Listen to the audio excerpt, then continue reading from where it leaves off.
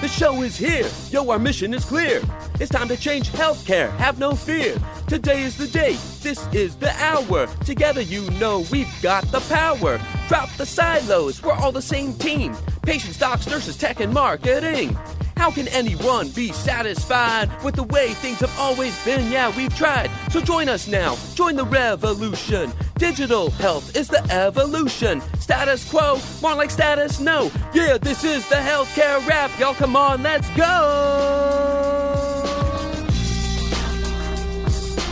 Welcome to the Healthcare Rap, where we are ushering in the future of healthcare and the status quo no longer exists. Where we are challenging assumptions about marketing and technology, and we check yesterday's thinking at the door. Where truth drops like an atom bomb, and knowledge flows like Niagara Falls. Each week we challenge assumptions that have been holding back healthcare marketing, and explain how we can do better. Join us. This is the Healthcare Rap. Welcome back. I'm your host, Jared Johnson, ready to share some more provocative thinking for healthcare innovators and digital teams. Here on the Healthcare Rap, we believe that the healthcare experience has to change, and we're trying to do something about it. We can either stand back and let it take another 50 years, or we can jump in right now. And I think you know how we roll. We're not going to coast in neutral. We're hitting the gas. Come be a part of it. Each week, we talk about the topics that you need to know about and act on to be part of the digital transformation movement. We share tips on shifting the way that healthcare is experienced digitally and the backstage strategies for marketing, operations, and digital teams to drop the silos and stay ahead of the curve. We recently passed 160 episodes in 3 years on the air. We're now wrapping up Season 5, which has been our quest to answer whether it's even possible to provide the healthcare experience that consumers desire. So here's what's going to go down today. We have the Flava of the week about how healthcare is at a crossroads. We have the opportunity right now to decide between the path we've followed up to this point and the new path that's being built before our eyes. So where do we go from here? I'll talk about that. Then Todd Hartley, CEO of WireBuzz, is in the house to share some provocative thinking about telling the right business stories, leveling up our content game, and challenging the notion that buyers have short attention spans. This episode is jam-packed, and we have a lot to share along the way. It's time to dive right in. You ready? Let's go.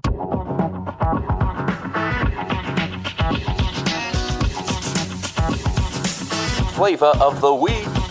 Healthcare's at a crossroads, and its future success may very well depend on which path you and I choose to follow. We have the opportunity right now to decide between the path we've followed up to this point and the new path that's being built right before our eyes. One is heading towards obsolescence, while the other is heading toward a new destination that can change everything. In design thinking terms, the job to be done is operationalizing consumer-first healthcare. Our system has resisted this path historically. We've thrown everything at it to try and block the path. We've stuck our heads in the sand hoping to avoid change.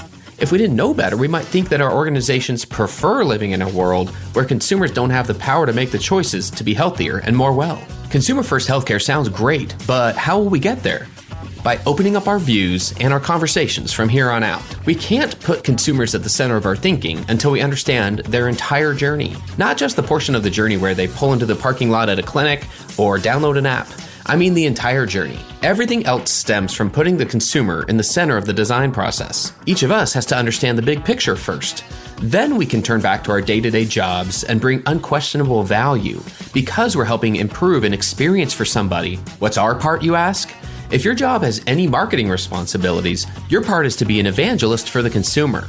You should know them better than anyone. You can bring a new level of focus and prioritization to those whose decision-making tends to come from a patriarchal order of their clinical or administrative backgrounds that are clouded in tiers and bureaucracy. You can help them see through the smoke and focus on what matters. You should be able to provide quantified data with such unquestionable value on a regular basis that if you're not a decision maker now, your organizations will have no choice but to make you one. If your job has any digital transformation responsibilities, your job is to be invested in the process and see yourself as part of a team that includes marketing, IT, and business strategy.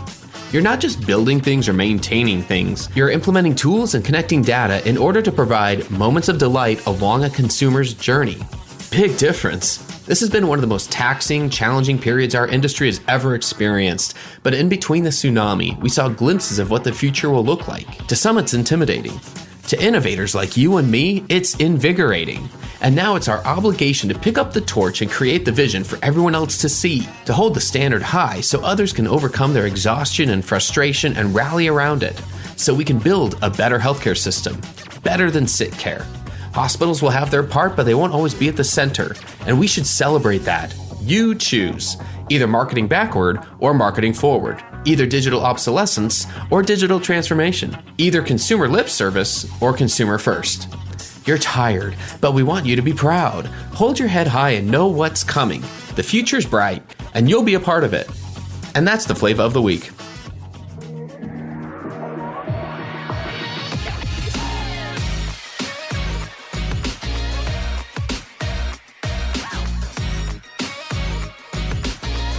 The flow.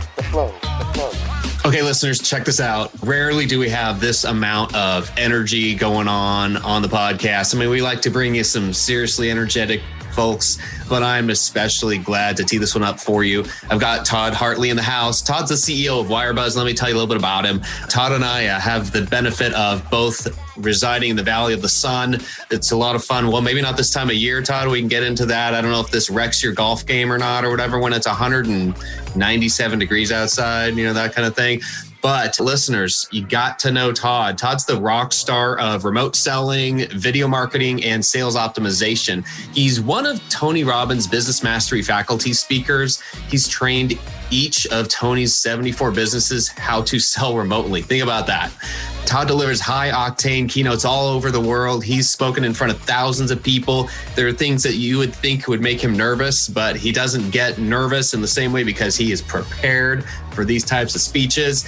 His strategies have earned his sales and marketing optimization agency called WireBuzz. They've earned WireBuzz a spot on the Inc. 5000 list as one of the fastest growing privately held businesses in America. Welcome, Todd, to the Healthcare Wrap. Oh my God, Jared, I'm so excited to do this. We're going to have a lot of fun, a lot of energy, but we're going to drop a ton of value right here for your listeners. Even just starting with your intro right there, letting people know we've got some stuff for you to think about, to take away. I will say one thing that has always excited me is I mentioned the thing that finally got us hooked to say, like, how can I get Todd on the podcast finally, which I think about regularly because I see the types of videos that drop on LinkedIn and they lead with an attention-getting scenario, and then you go into, it always ends with a business takeaway. I love that model. We're going to see if we can follow that model here on the program today, but I want to give you, a moment or two to dive in a little bit more and fill in that bio and anything I didn't mention. How are things going for you? And tell us a little more about yourself. I'm particularly nerdy about the way that we're able to use marketing to help elevate patient outcomes. I'm a member of the American Society of Breast Surgeons Board of Directors. I'm sure we're going to get into some tactics and strategies, but primarily what I appreciate is going through the healthcare experience with family members and my wife and even myself, and then being able to help support patients and physicians elevate care. And that's what fires me up every day. That's fantastic. We are going to get into that because I think I was just saying in our little pre-show chat right now, I know so many people, I would say the majority, I'd venture to say the majority of folks who have landed in healthcare and have stayed in healthcare have a reason. And that reason has a name and a face, and it's someone who's part of your life. And that is something that not every industry can say. It's something that kind of combines us together and in a good way. That helps us just relate and have some empathy for what we're doing, which leads to the question, hey, what are we doing? What are we talking about today? There's a couple of things I want to get into specifically. Let's start with a post you recently threw out there on LinkedIn. And folks, when I say Todd throws something out there, I'm talking about a highly produced, quality, short video that's packed with knowledge and leads you with the takeaway. That's what I mean by just a post. It's not just talking up with something, threw it out there. Todd's putting seriously high quality stuff out there on a regular basis. But this was a post recently that was talking about how marketers can sometimes fool themselves into thinking that the reason their marketing isn't landing, isn't gaining any traction is because their prospects just can't focus. And they start tricking themselves into thinking about the attention span of their prospects as being the problem. Let's start with this one and we'll go off from here. But can you tell us like what the thought is on that? And I'm curious, like what led you to post that? So there's a lot of marketers at a variety of different levels in their careers that live under this assumption that their prospects have short attention spans, and that's why they can't convince and convert. But the reality is their prospects' attentions are just fine. The truth is their stories just suck. And that may be a harsh reality. Let's pull off the scab, but Netflix holds people for 2 hours a day on average. And there are 300 million worldwide paying Netflix customers, and an additional 2.5 people that poach in on every Netflix account. So Netflix is a monster. Now, how could it be if people have short attention spans that our couches look like they've got butt divots in every major spot? If people have short attention spans, it shouldn't work that way. So I look at that and I just think, there's just marketers that have surrendered their responsibility to be compelling storytellers and be interesting, and instead they've blamed it on their prospects, which is an indicator of a marketer that has stopped innovating. And I just like to just call it the way it is and just say, let's up our game. Let's tell better stories. Let's hold their attention. And while we're doing that, let's move them through the knowledge transfer that they need to have in order to make a purchase decision. So talk about that. Let's dive into that a little bit. The knowledge transfer process. What does that typically look like, and what are you inviting marketers to do differently? Well, I've studied attention my whole life, and to understand knowledge transfer, you got to first understand I grew up with attention disorders. So I've struggled with it my whole life, and what I've realized is, and this is the key, you're either interested or you're not, okay? And if you can figure out what your prospects' interests are, you market to them as a group with certain interests. Because, for example, if we're talking about the NBA and you're trying to get me to go to the Suns game, which is either tonight or tomorrow, I don't remember, but they're in the playoffs right now. But if you send me something that's about the Timberwolves or just the NBA in general, I'm not interested. But if you send me something that's about the Suns, I'm going to lean in and I'm going to read the whole damn thing. Marketers should be learning the power of personalization and of relevance. And by making their content personalized and relevant to their audience, they will hold them all the way through the entire conversation. Make sense? Makes a lot of sense. So it's like, get rid of the concept of one size fits all marketing, because that's not appealing to anybody, and start thinking about who those individual types of persona groups are and speak to those groups in a way that commands their attention. So when we're talking about the business story itself, the thing that has the potential to hook you, to continue the conversation, what's the difference between one that works and one that doesn't? Yeah, it can be summed up in one word: story. Because story is the glue that's going to bind your prospect's attention into your solution. So you have to tell a compelling story, and that story has to not just be somebody talking to camera, but we've got to realize that everybody we're marketing to, everybody we're selling to or trying to influence, or a patient that we're trying to help get better outcomes, all of them are children of the television generation, which means you've got to do more than just have somebody talking to the camera. If you watch the news, when the reporter is talking about something, they cut away and they show you supportive footage called B-roll. If you're looking at a TV show, you're going to have somebody talking to the camera or something playing out, and then you're going to see B-roll and a light music bed.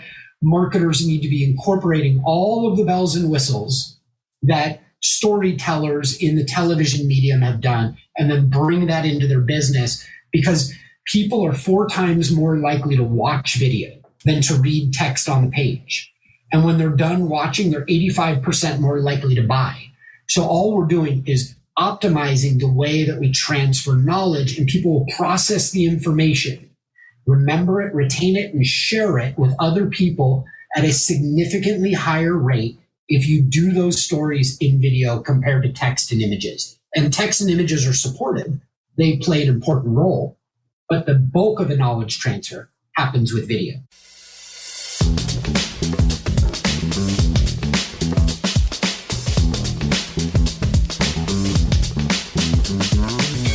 Hi, this is John Lynn from the Healthcare IT Today podcast. If If you like the latest rumors, insights, and happenings in healthcare IT, you'll enjoy hearing my colleague Colin Hung and myself debate and share the latest happenings from the world of healthcare IT. Find the latest episodes or dig into our archive at healthcareittoday.com or search for Healthcare IT Today on your favorite podcast application or YouTube. When it comes to healthcare technology, we love this stuff, and we can't wait to have you join in on the discussion of everything health IT.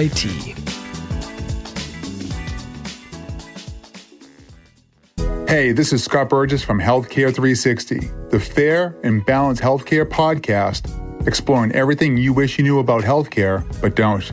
Join us weekly in an open, transparent conversation with some of the biggest names in the healthcare business, surrounding this one question and one question only. Had you known there were other options to exhaust and explore before you travel down the traditional healthcare route, how would you weigh those options against what you think healthcare and medicine really is? For more information about Healthcare 360 and how together we can help transform lives, visit scotteburgess.com, subscribe to our YouTube channel, or follow us anywhere you enjoy listening. See you there. What's keeping marketers from figuring this out? Because it feels like, the continuation of a conversation that happens in, say, like at marketing conferences and associations and between colleagues. We're like, yeah, of course we're doing our business story right. What keeps us from actually nailing it? Sometimes it's fear. Other times it's lack of experience. And sometimes it is not having the freedom to think outside of what your company has already done, right? So I've been trailblazing in this space for easily, 15 years and a digital marketer for 20 plus. What I've discovered most of the time is the knee-jerk reaction is, yeah, Todd, that's great, but we've never done anything like this in our industry. And what they forget is everybody they're selling to are children of the television generation. And they get swept up in stories all day long, and they butt divot at every couch they sit on because of the power of stories. So business just needs to get really comfortable identifying those stories. So in a practice, the practice needs to identify the successful patient outcome stories. If you're selling a software to help a practice, you need to identify the practices that have had massive impact because of your software and tell that story. But you tell the story from the customer's perspective, not from your business's perspective. And most people get that wrong. They think they're doing a commercial because they've seen that. But the reality is, if you want to hold somebody through and you want a commercial, people are going to keep their gloves up over their face. They're going to be protected. But when you tell a story and the music kicks in, it's like, da-na-na-na, and you see the patient and the patient's mom walking into the room, and the patient talks to you about how her and her mom have gone through this problem together over her life. Now you're like, you fall into the story, and there's like a magnet that pulls you into it. So we just need to get better at identifying the red flag moments inside the practice or inside of your project that you're working on. That red flag is, oh my God, that's a great story. And then we need to lift that up and tell it in a way that is super memorable and transforms the recipient, because now they have the knowledge in their head. Do you see good examples of this anywhere in like healthcare or medical Everywhere. Or anything? Yes. Is that what you're asking me for? You want me to give an example? Yeah, just anything you've seen or just the thought of like what makes it successful, particularly in healthcare? Well, in Myriad Genetics are the ones that they're a $4 or $5 billion company. They're a client of mine. They patented the human genome originally, maybe 30 years ago. And when they approached me, they were looking to get surgeons and that are using their assay to determine if what type of hereditary cancer that patient is dealing with. And then what they discovered is there are actually 3 different types of surgeons. There's believers that have been using their test for 25 years.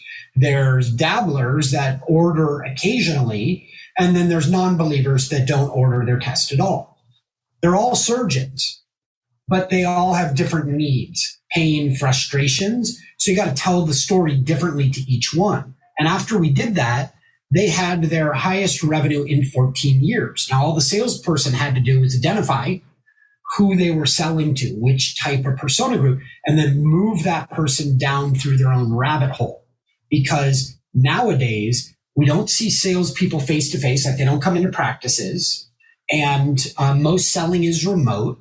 So if you can create rabbit holes, and do you know what I mean by a rabbit hole? A rabbit hole is like where we all go to do research now on a product, a service, or a solution that we're interested in or exploring. And we go down that rabbit hole, and the next thing you know, we just lost an hour, but we gained a ton of knowledge. And the way that you do that is you create these hyper-relevant rabbit holes, and they have relevant information to that specific type of buyer, and it's called a customer journey page.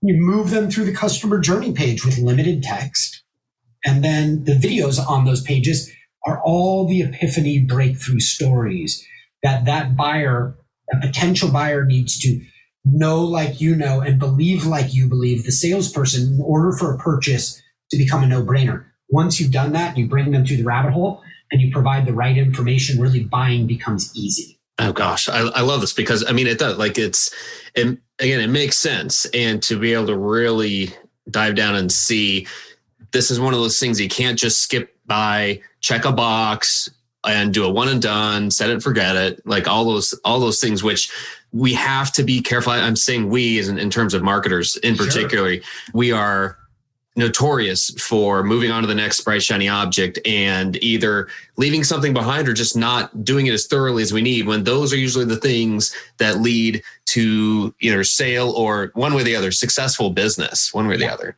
Yeah. When we were just talking about these examples, are you familiar with Cool Sculpting? Like Cool Sculpting is one of these billion-dollar companies. I think they're owned by Allergan, and they freeze off fat instead of liposuction.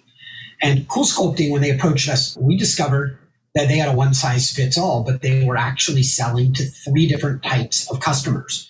They're looking for people that have double chins. Yo, listen to this. You got a double chin. Listen in, lean in, right? You're like, oh my God, Todd just said double chin. I got a double chin, right? Now I'm just giving you the example of something being hyper-relevant to you. It commands a higher level of attention. They have 3 customers: double chin, somebody with excess belly fat, and somebody who's got stubborn 10 pounds of fat somewhere in their body, and they need to get rid of it. Those are 3 different people on 3 different journeys. If you try to sell them all on one journey, you're going to lose a vast majority of them. If you run ads to that one-size-fits-all page, you're going to say, wait a minute, this ad stuff doesn't work. But the reality is you've missed the most important element, which is making it hyper-relevant to the recipient. So for Cool Sculpting, they got 3 different journeys that we created for them, with one for belly fat, one for double chin, and one for that stubborn last 10 pounds of fat. And then the photos on that page, like if you're talking about double chin, are all photos of people with double and triple chins. And then the videos and the text on the page are related to solving the double chin problem. And in doing so, when the patient calls and talks to a physician, even at the local practices, the physicians are rocking pages like this. Their offices know that they're talking to somebody who wants get rid of that double chin. Don't send them the belly fat page, send them the double chin page. And before you know it, you end up closing a significantly higher number of patients. But take this one step higher. Then when you run ads to it, the ad is targeting people that have double chins, piques their attention. Just like the Suns example, the Phoenix Suns, you now lean in on the double chin, and now you're a patient at a much higher rate, and those ads all of a sudden make sense. I love it. We've got to get to this point where this is the norm for everybody, and especially in more traditional, a health system, a hospital system, not just, I almost start saying some of these more consumer-facing practices, because the fact is not every doctor thinks in this way, that they even have to do much selling or marketing, that somebody's automatically going to come to them because their primary care doctor referred them.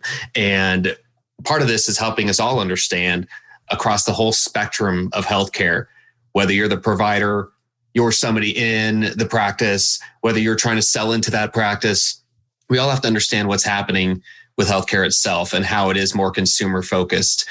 one way or the other. And it's not going back. This last year has taught us that as well. So I'm really curious if we focus here for a moment on B2B marketers then in the healthcare space, Yes. even more. You got some tips, I'm sure, just in general for B2B marketing. I want to challenge the conventional wisdom that there's B2B marketing and B2C marketing, and they're different. Now, the reason I say that, now I understand, well, Todd, we're selling to a business. And in another case, we're selling to a consumer. But the reality is now both paths have blended into one. You're really only selling to a human. Everything going forward is S to H. There's no B2B or B2C. It's S to H, selling to humans. Humans require certain things. And if you overcomplicate it, you've done yourself a disservice. So what do they need? They need certainty. They need clarity, because if you confuse, you lose. And they need to be spoken to in a very way that is intimate and personal. So as you're going down a journey page for B2B or B2C, it's still going to be an individual, a human who's going to make that final decision. And if in B2B, they're probably going to have to talk to another human in the process. In B2B, it's like even me as a founder of an agency, I don't make purchase decisions on my own. I talk to my executive team and we discuss it together. So I want to take that concept for a second. Now you understand the journey pages. We've talked about them before. The same concept applies in healthcare, or if you're in B2B in healthcare, selling to other businesses. But what you really need to do is understand who are the people, the humans that are in the decision-making process that have different needs. So let's talk about a medical device. You cool if I do, Jared, a medical device for a second? 100%. So let's say you're like Medtronic, one of our clients. And I'm not going to talk about any of their products, but let's just say you're Medtronic. You've got a device for a surgeon, and that surgeon gets the journey page that's for surgeons, and it's a breast surgeon. That's a different page, unique to his needs. He's going to need to know about surgery in the breasts and in the folds and the lymph nodes and how this device helps and so on. He's interested in the ergonomics, how it speeds up his ability to serve the patient, and how it cauterizes, and also how it vacuums out any type of carcinogens from the air so he doesn't breathe it in. All of them super important to the surgeon. But you know what else? The surgeon doesn't set it up. People in the decision-making process is going to be the nurses in the OR with him. They need a different journey page than the surgeon. And the nurse isn't the one making the purchase, and neither is the surgeon. It's the hospital's value analysis committee. They're going to review it. So like some of my clients and friends are the top surgeons in the world, and they get excited about a product and they march down the hall and they go and bang on the door. I want to talk to you about this device. And really what they show, and this is where people stub themselves in the foot, is they show the hospital value analysis committee the information that's designed for a surgeon. But those nerds are interested in the economics. How do we make more money here at the hospital? How much does it cost? Is it going to make our OR more efficient? Are we going to be able to get more patients in? What are the return rates like? And so on. That page for the people that are going to spend the money has to be an economic decision. So you've got to position it, and you've got to train your team to know who are you talking to at what moment, and run the right play by getting that page, that journey in front of them so they can go down their own rabbit hole. And that rabbit hole has to have limited text, 40 to 60 words per section. And whenever you've got a lot of knowledge to transfer, you give them the easy button. It's got a play button, and they push a video and the knowledge goes in their head. So S to H is where this is all going. And the faster marketers get onto the path of selling to a human, the faster they will be at converting at freakish rates. I think this is where we've got to be. And I loved getting into that level of this. In our time remaining here, Todd, I want to ask kind of a non-marketing question, if that's all right, because I know you are passionate about healthcare on a personal level. What drives you to be so passionate on behalf of your clients? I had a heart procedure in 2008. It was a Medtronic device that helped save my life. In 2011, my stepmom was diagnosed with breast cancer. We started one of the largest cancer awareness initiatives with some 1,400 videos for patients and 1.1 million followers generated in a year. And by the next year, after we launched, my wife became the next breast cancer patient in the family. I know firsthand how confusing it is. I've never lost that. That guy is not in the past. He's still present with me. And I know how easy it is to help get people the information that they need in the right structured order, at the right level of depth, in order to help elevate patient outcomes. And so I've just devoted a good portion of my career to this. It's my favorite place. I would be bored selling somebody's widget. And I don't think there's anything more rewarding than getting to tell the patient outcome stories along the way about how a patient is impacted by higher quality of care from a facility or a device or a diagnostic test. And that to me is like, Jared, that's worth it all. That's the fun part. That's where your work is improving somebody else's life and helping to stabilize their home. And a few people know how destabilized a home can be from a health ailment like I do. So I'm grateful. Thank you for sharing that, Todd. Thanks for going there. I think that's something that we don't ask and hear enough in healthcare. We need these reminders. We need the reminder of who and what it's for. And that's what's going to get us through all the shortcomings of the healthcare system itself. I'll say that for another day, because maybe we could do a follow-up, and I'd love to hear kind of like what you think about the experience itself. Jared, I think there's a philosophy that I've seen out of, I've worked for a lot of hospitals over the years, big name hospitals. The ones that are great, like legendary, that are known around the world, have a patient-centric model. And the best ones train all their employees to think of every patient as their mom, their sister, their aunt, their wife. And in doing so, the quality of heart-centered care elevates. And I think marketers do their best work when they also think that anybody in that audience that's reading that ad, that's going down that rabbit hole, that's watching that video, is just like the mother standard, and being able to live up to that. And I think that helps us all take our work to another level. I love it. What a great way to kind of wrap up this conversation, Todd. For listeners who are not familiar, what's the best way for them to connect with you? Is that LinkedIn, or where's the best way?